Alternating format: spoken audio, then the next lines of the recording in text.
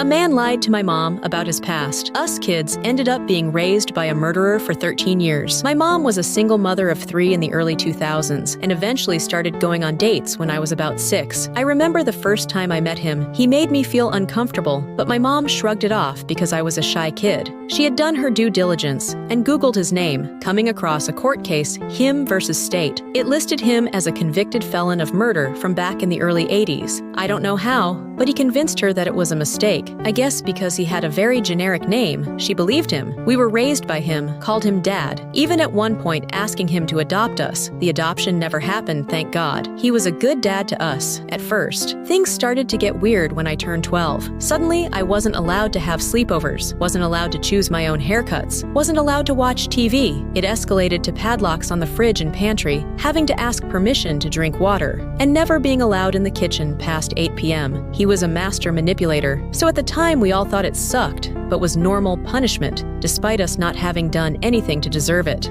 I lost my door for weeks on end for stupid stuff, like forgetting to do the dishes after dinner. Once, when I was 16, I wanted to not go to my brother's soccer game so I could study, and he went into a blinding rage. I think that was the first time I ever was truly afraid of him. He was a large man, probably 4 times my weight at the time. I think that was the first time his mask fully slipped in front of me. He started being weird and creepy towards me once I turned 18. One night, as I was sleeping, he came into my room and laid in my bed, saying he loved me.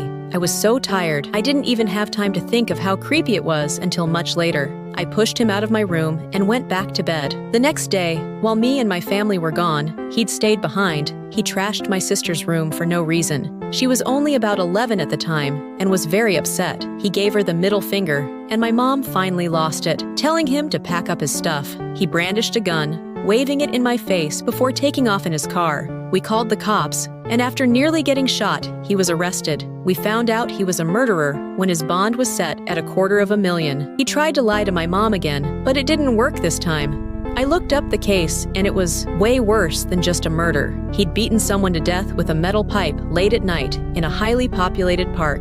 I did not know this man, not truly. Neither had my mom, not really. He got out on bond, no idea who paid for that, and tried to come back to the house. I was the only one home, and I had no idea my siblings had not locked the door when they left for the day. I was cooking pasta before heading to work.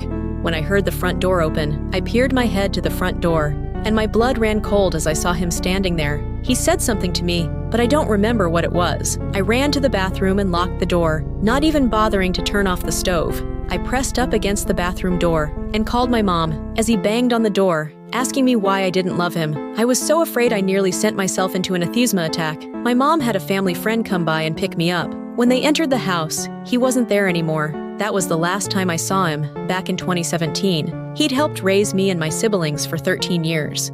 He was the closest thing I ever had to a normal dad, which given everything is kind of sad when I think about it too much. I can't help but worry that I'll fall back into the same toxic and manipulative relationship. It's what I knew growing up, after all. Maybe that's why I keep people at a distance now. The reason I thought about this recently is because some true crime TikToker actually covered the story on the man he murdered all those years ago, and I stumbled across it. One of his daughters even commented on the post, giving more details about what it was like growing up with him. It was odd, thinking that so many of my peers could have put 2 and 2 together if they had seen the TikTok. I know I'm a victim in all of this, but I couldn't help but feel shame that I was connected to this man and his atrocities.